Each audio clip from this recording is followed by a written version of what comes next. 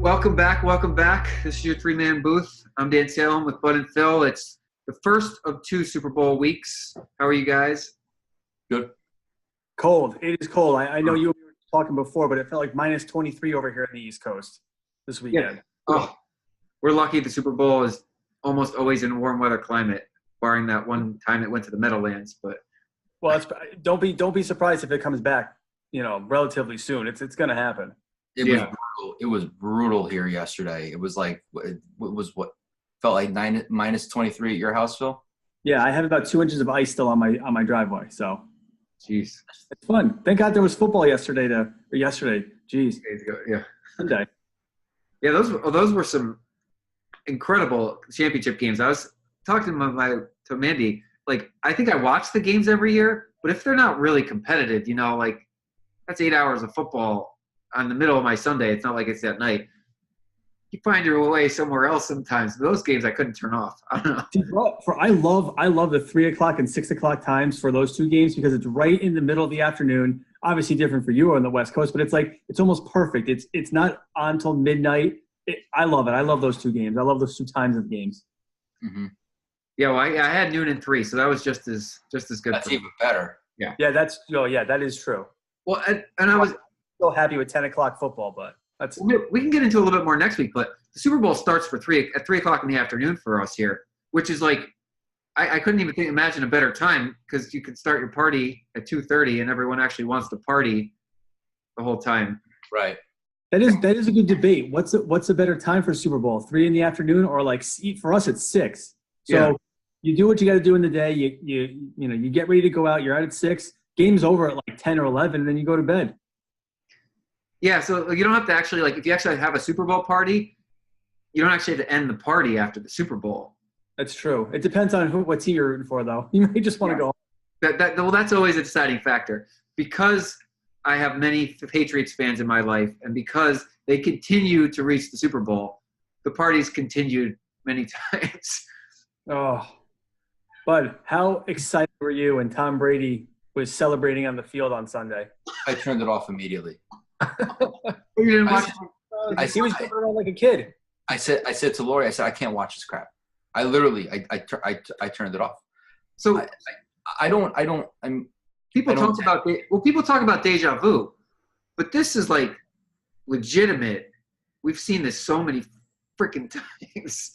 I'm so tired of watching this team just continue to put together games and win and it just and every call goes their way. Yep.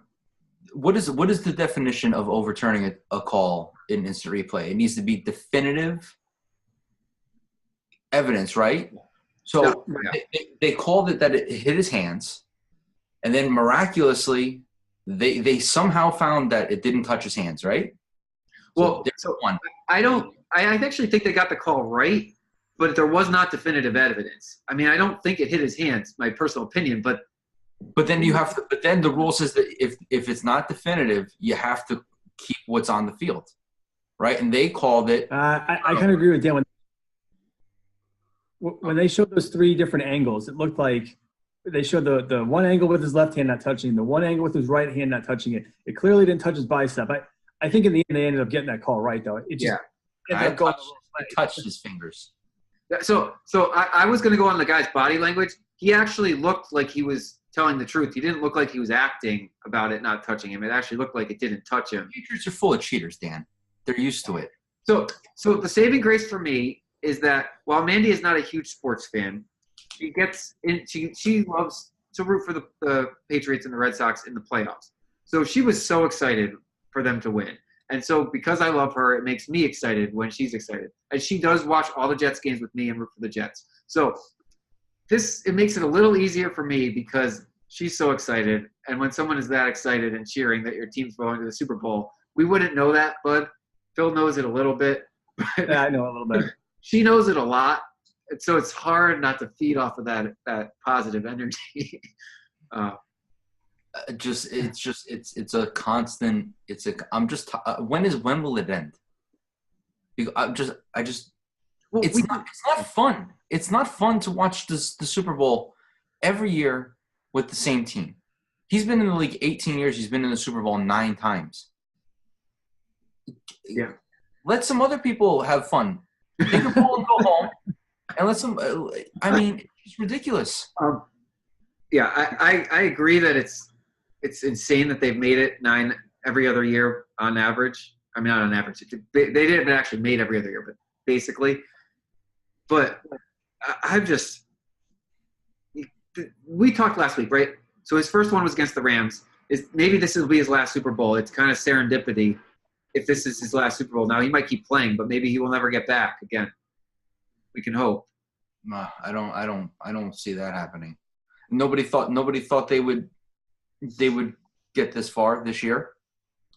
Right? This is by far the weakest team that he's had in all of the times that he's gone to the Super Bowl. And somehow he still finds a way to get there. Well, so I give Belichick a lot of – go ahead. I would say by hook or by crook, because I think there's a few questionable calls in there you can go over. Yeah. Oh, you mean like the roughing the passer one where the guy hit his shoulder pads? That's the first one. He threw his head back. Oh, he got hit in the head. I will say I'm not sure. It appeared to me that the officiating was definitely attempting to help the offense. But I'm not sure it was unique to either the Patriots or the Rams. It did seem like the calls were all going the offense's way, and in both games the offense is unimpeded, kept scoring. Now, they couldn't find the end zone in the Rams and Saints game, but they kept the game going and kept tying and lead changing. That's great for football. I don't know if the conspiracy is focused on one team or if it's focused on the league wanting these lead changes with late games, because they obviously could have had a big influence in that regard. Well, if that call doesn't get made, Patriots are punting, right? What they end up? Did they end up scoring a touchdown or a field goal? I thought that was second down, but maybe it was third. It was like 3rd and 7. It was third. Yeah. It was 3rd and 7. So if they don't make that call, the Patriots are punting, and who knows what would have happened then? But that was a huge call at that time of the game. Huge. Yeah, and then it's Brady. I wasn't surprised to see them grab a call in that situation. That was just and I jokingly said it like a week or two ago about do they ever not get a call go their way, and it just the trend continues every single. Well, before we jump over to the other game, do you think that the league needs to change the overtime rule again? No, I don't think so. I absolutely do, and honestly, I've already changed it though. No, but see, I just assumed incorrectly before the season began that you got they were trying to make it like the college game, right? So both teams got a chance to score. I didn't realize that a touchdown won it, which seems just ridiculous to me. If both teams if someone gets a field goal, the other team gets a chance to get a field goal, or the game's over. Because it's so much easier to score a field goal. You only have to go 30 yards. So I understand. Okay, so that's the regular season, right? Because who cares about ties in the regular season? They don't. But in the playoffs, why not just give both teams a chance to score a touchdown if the first one scores a touchdown? It's the same exact principle. Why not just play? I mean, this is like crazy analogy, but if it's tied in soccer, right? You play 15 full minutes. That's what I said earlier. I said just play a whole new quarter. Yeah, I mean, play a whole new quarter.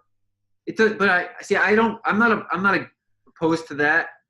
I think maybe instead of making it a 15-minute quarter, you make it a 10-minute quarter. That changes the whole strategy. If you're going to play out the full 10 minutes, there's some because teams pressing it and they don't want to punt, because it's sudden death oriented. If it's the full 10 minutes, they're going to be much more likely to change things. I just think that it's incredibly unfair that you have, arguably the best quarterback in the league, and he doesn't even get a chance to sniff the field. I agree. I'm not opposed to playing out the full 10 minutes, but I'm also not opposed to the first team gets the ball. If they score a touchdown, the other team gets a chance to match it. If they score a field goal, the other team gets a chance to match it. If they don't, game over. If they do, sudden death. Do you know that the Patriots have played 3 overtime games and they've won the coin toss on every single one of them, and on the first drive they've scored and ended the game on every single one of them? Is that this year or the last couple years? The last in this whole stretch of Tom Brady and they've really won. They won the coin toss all 3 times. and on the first drive they won the game. Well, it happened in the Super Bowl. Right. Yeah. And I mean, statistically, at that point in the game, the issue is that the defense has been on they're gassed. And, what are they going to do? They can't stop it. No. Well, that's why I don't like. Why? Maybe in the regular season you do whatever you got to do, but in the playoffs, there should be different rules. I mean, you can't have a championship game end like that. You can't. I mean, no. Hockey, you play period after period after period, and it's 24 minutes until somebody scores. Well, same with the NBA. Same with baseball. They play the full inning. Right. Yeah. Yeah, but then even in baseball, right? If the team that's leading off in the top part of the inning, if they score, the home team still gets a chance to get to bat to tie, right? Yeah. Yeah, but the opposite could be said. You got to make a stop. I mean, we saw before the Chiefs fired their defensive coordinator, so that tells you right off the bat they weren't happy with their defense. Their defense was awful all year. I mean, so right. Yeah. Well, I was saying I was both right and wrong that the defense was their undoing because it only was their undoing when it came to that overtime drive, more or less. But so I want to transition here because I was really nervous as a rooting for the Rams that they lost that coin toss in overtime because Drew Brees got to start with the football. Now, they stopped them, punted, and then the Rams kicked the winning field goal after moving the ball a bit. But I really thought that the Saints were going to go straight down the field, score to win also. But Drew Brees got picked off in overtime. Oh, that's what happened. That's right. Okay. Well, they stopped them regardless. But I was very nervous that the Rams lost. The Rams defense has played shoddy at times this year, but for the most part, they are a really good defense, and their offense, even without Todd Gurley, who was basically benched the whole game, was still able to put up numbers and still able to. The offense is different without Cooper Kupp and without a healthy Todd Gurley. I mean, when everybody was clicking, I mean, they were scoring 40 points a game, right? But if their defense can play like this, I mean, I could see them easily beating the Patriots. Well, it's interesting because both LA and the Patriots really lean heavily on the run. But the Rams have a much better defense stopping the run. Their secondary is much better than the Patriots. Yeah, I mean, I think they shut Kamara down.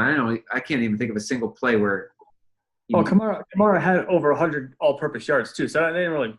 I don't know if they shut him down. They just used different fashion. But the running game wise, they shut him down, but not passing out of the backfield.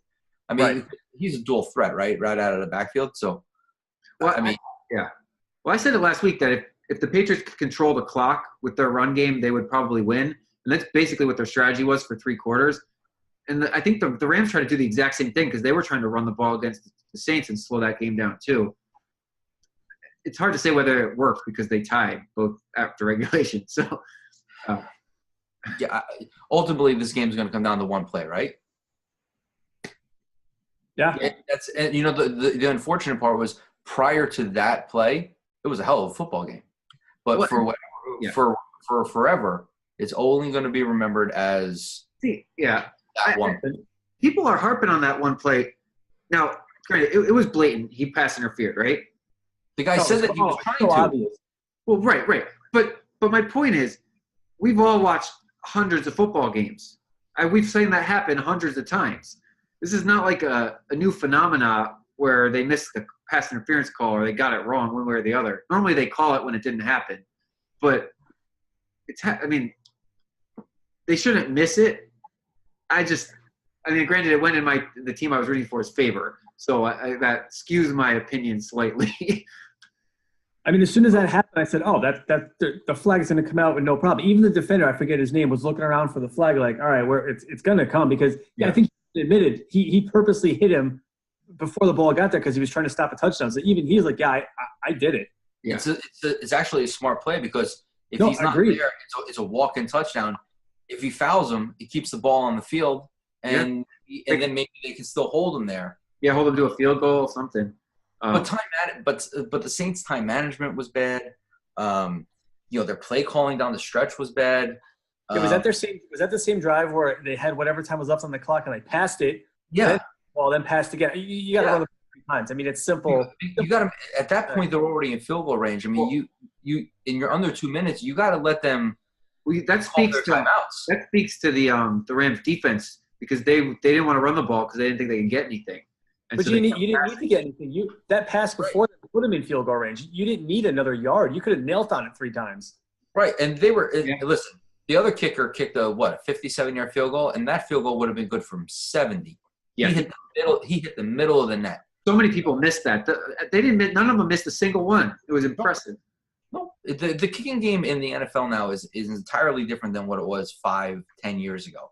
Yeah. These guys are kicking it from the other side of the 50-yard line, no problem. With ease. With ease. And, I mean, at that point in the game, I mean, what do you have to lose? I mean, you kick it, you make it, you go to the Super Bowl. You don't, you're going to overtime. It doesn't really matter. Yeah. No, yeah. That's why I'm not harping on the one play because I don't feel like it made or broke the game for the Saints. I think that they had multiple opportunities to win it. If that play happened in the second quarter, nobody would even be talking about it. But it happened at 1 minute and 40 seconds left in the game on a play that was easily going to be a touchdown. And that's the rub, right? Yeah. So where did you pull that rule out of your butt that said that the commissioner could restart the game from that point if you wanted to? I actually heard that yesterday, and I've heard a couple of people mention it, and that the little snippet I sent you in text was from the New York Post. Okay. Michael Thomas said it. Michael Thomas came out and said it. Now, yeah, it's never going to – it's never – no. Open up that can of worms. Does he have to make the decision, like, immediately? Because it went to overtime. There was all this fanfare. I don't know the ins and outs of it. I to be honest, I'm not sure. I guess maybe we'll hear more about that as the days go by because one of these New Orleans lawyers filed a lawsuit against them. What is this? What is that? So I avoided the clickbait of actually reading what the lawsuit is because it's got to be BS. But yeah, I didn't read it either, to be honest with you. But it mentioned that rule, which I've heard a couple times. But again, that'll never happen. I think it happened in the NBA one time where they actually started a game from the spot because I think they said some guy fouled out when he really didn't. So it was something. It's only I can remember happening one time, and this was a long time ago. But it's almost like when you're playing baseball, right? And they have a really bad call, and the manager says that he's going to protest the game, right? And it never happens. It never happens. Joe Girardi protested several games to no avail. Oh, it never. There's no point. And then when the league comes out and it's like, "Yeah, we missed that call," all you're going to do is piss off the fan base even more. It's like, "Yeah, we got it wrong, but we can't do anything. We're not going to do anything about it." No, I mean, I understand the Saints fans in Atlanta. Yeah. I don't know. Yeah. So again, it's in the bylaws or it's in the rule book, but you're never going to see Goodell be like, you know what? I think we're going to start the game from the spot of the foul that wasn't called.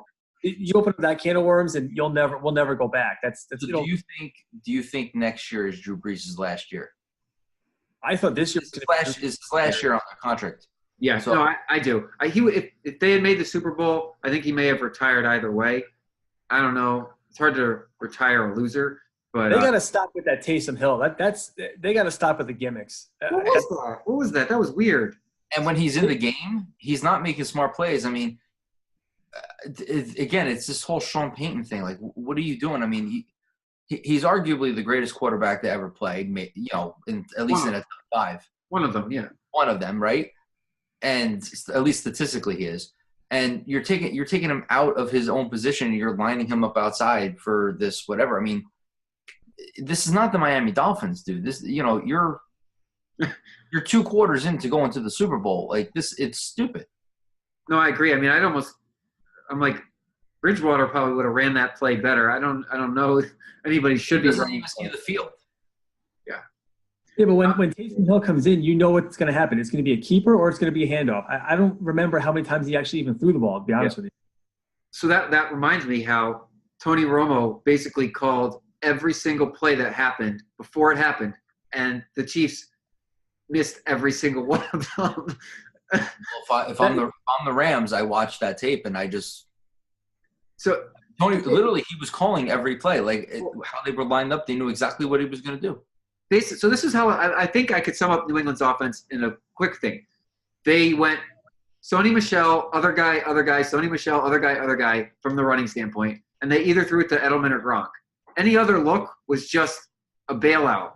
Like nothing's designed anywhere else. And they didn't throw the Gronkowski until midway through the fourth quarter. He had like 2 receptions in the first quarter, and then he was completely absent I think they were middle of the fourth quarter and then overtime. They may have. I don't know if they were on it like legitimately saving him, but he's going to retire after the season, especially if they win, because he doesn't have much left on his legs. He wants to be a movie star. Well, I just put it out there. If he plays any longer, he's basically taking years off his life like this. I don't think he's.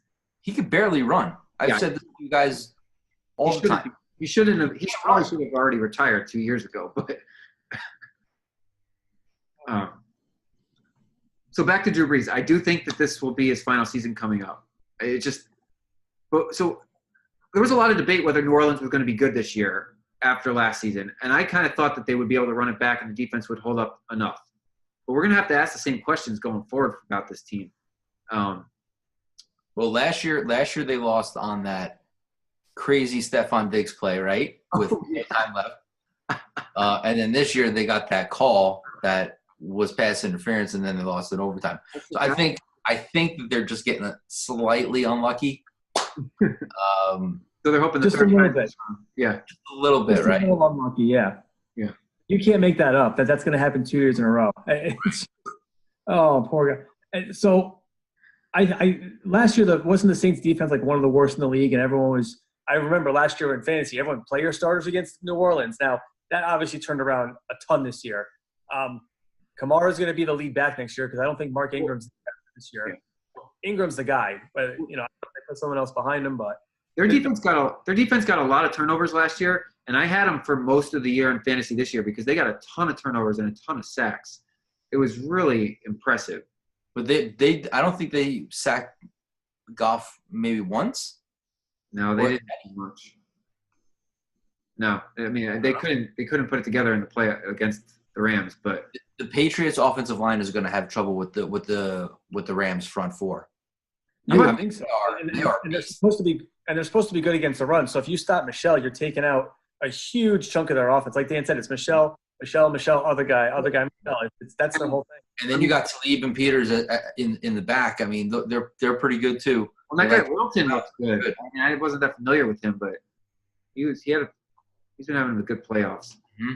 And besides the throw to Gronk that was downfield in the fourth quarter, how many of these passes went more than 10 yards? A handful.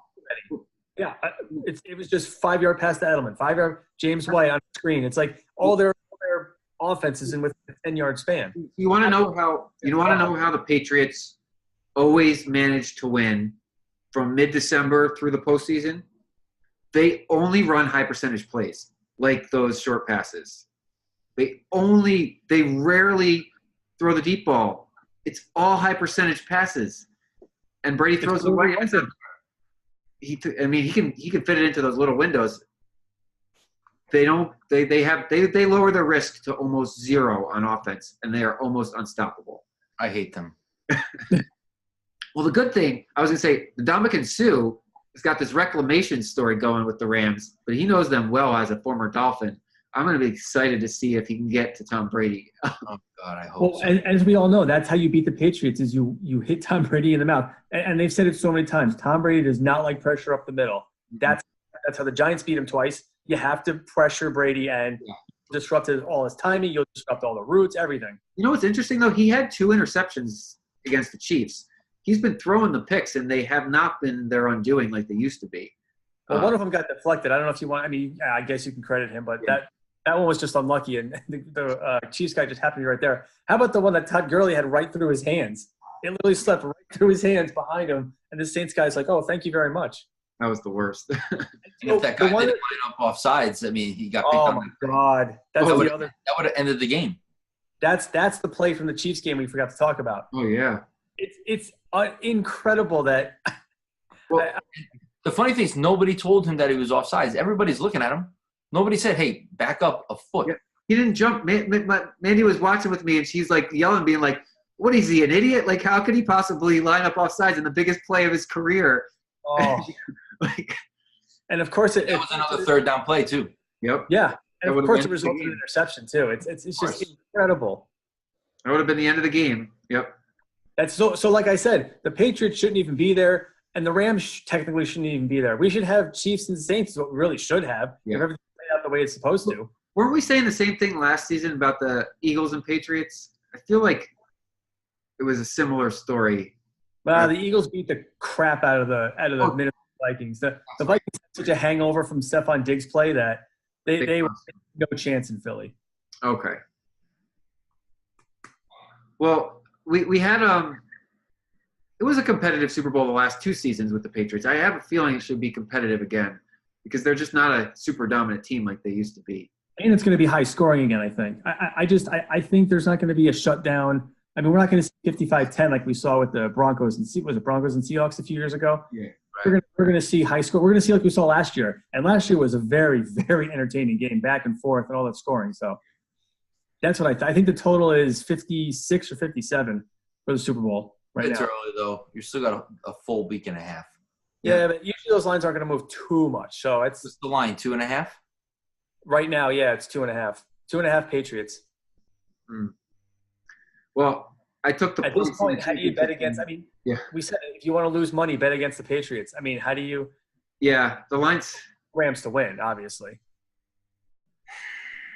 I don't know. I feel like Dan's torn. His hometown team is in the Super Bowl, but Manny likes the Patriots. So how are you getting? What are you leaning? Well, I mean, I'm obviously rooting for the Rams. The Patriots have won enough. But I would take the points. I mean, I took the points. There's no chance if they win this year, he retires, right? I said it last year. I said it the year before. I really want him to retire. Mandy wants him to retire on top. I just want him to go away. I mean, you really should. If he wins this year, obviously they lost last year. So that's a different story. But if they win this year, I know he wants to play till he's 45, but this is the storybook ending. You go out on top. You beat. What else do you have to prove, right? No, nothing. That's what I'm saying. Like 2 out of 3. I mean, it's also like. Well, that's why I keep saying it's the same team he started with his first one. He's gotta do it, right? He's gotta retire. I know you guys want that so badly. So somebody else will actually win the AFC East for once. I may remind you that Bill Belichick will continue to be the coach, and while Tom Brady's great and all, he's completely immobile and does not throw the ball down the field. I can only imagine that Belichick will continue to field a good football team. It won't be the same. Who's the backup quarterback to Tom Brady? I have no idea. Phil? Right now, I have no idea. Brian Hoyer. Okay? So what I'm getting at is that if he goes out on his high horse, you ain't got a plan. Belichick's going too. You think Belichick can retire too? Yeah, because he'll be like, "Hey, Josh McDaniels, here's your team with a quarterback. Have fun. Good luck." Well, McDaniels is definitely taking over. I mean, he keeps sticking it out. Yeah, but he's not Bill Belichick's team. No, but if he didn't stay, I don't think they make the Super Bowl. Like he knows how to call that game for Brady. He knows his weaknesses. He knows his strength, and then, like you said, everything's just a high percentage throws. Yeah. Too much Patriots. I have a lot of friends, though, in Boston, so they're at least happy. I guess I could somewhat be a consolation.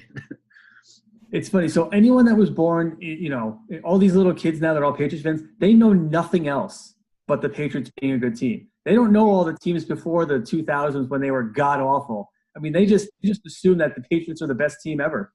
It's almost like the Yankee fans in the 90s, right? So those people that were born like 89, 90. They knew no different, right? They've only known the Yankees for 15 years. They only knew the Yankees were winning, but they don't remember the Yankees in the 80s like we do when they were awful. And they were winning 70 games, 60 games. Ironically was the best thing, and he wasn't even that great. used to go to the games to see Donnie Baseball play. Now it's a whole different generation. These kids have no idea. It's a shame.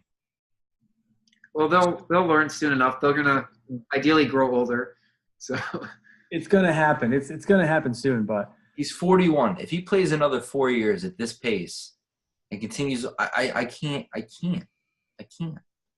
You can't handle it anymore. I can't do it, man. So it's safe to say you're rooting for the Rams. Yeah.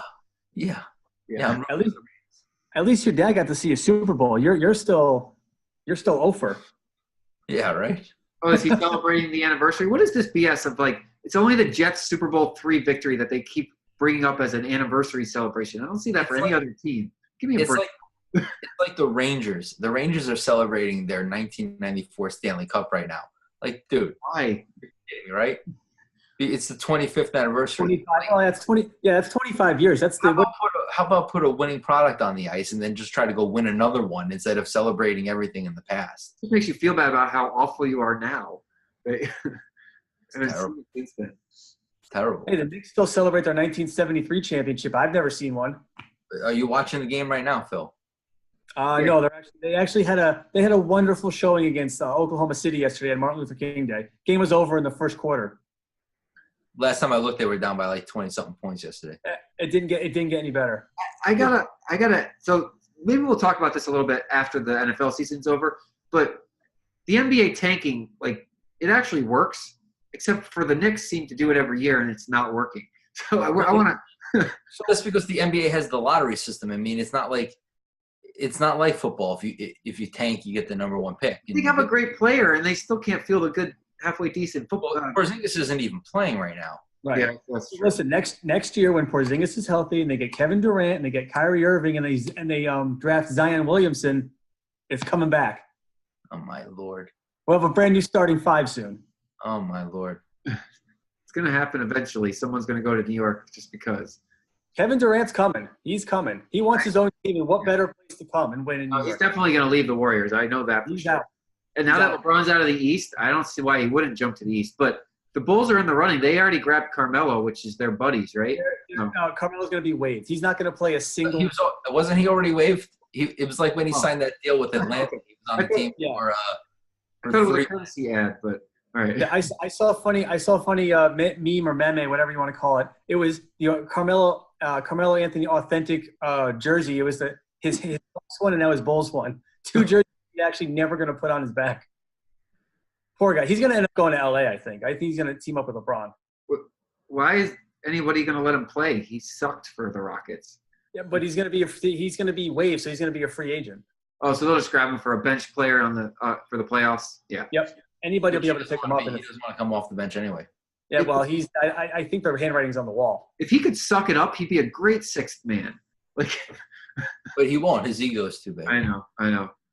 Interesting. Speaking of other things other than football, you guys saw that Mariano was the first ever player unanimously voted to the Hall of Fame, right? So your prediction of some Boston writer, Phil, not voting for him didn't come true.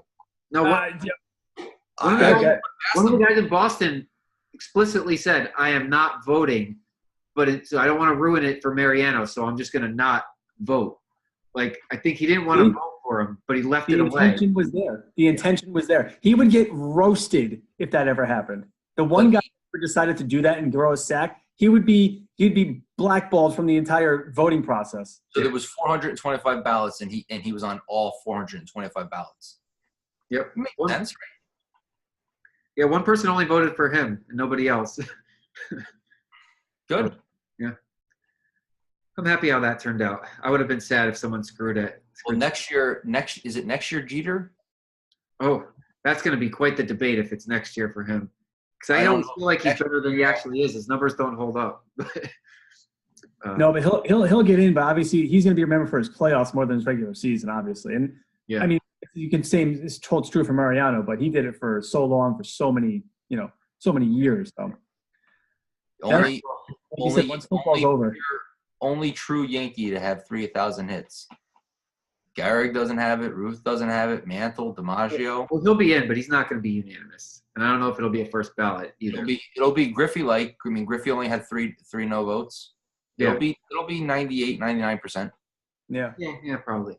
So I guess since we got less than a minute here, we'll make our Super Bowl predictions next week, right? Yeah. All right, we'll give you a chance. Here's the official Super Bowl week. This is pre-Super Bowl week. Yeah. Cool. All right. Well, this has been fun, guys. We'll talk again next week during Super Week. Super Week. All right. Sounds good. All right. Talk to you guys. Bye. Thanks for watching BuzzChomp. Subscribe and share. Subscribe and share. Subscribe and share. Share. Woo.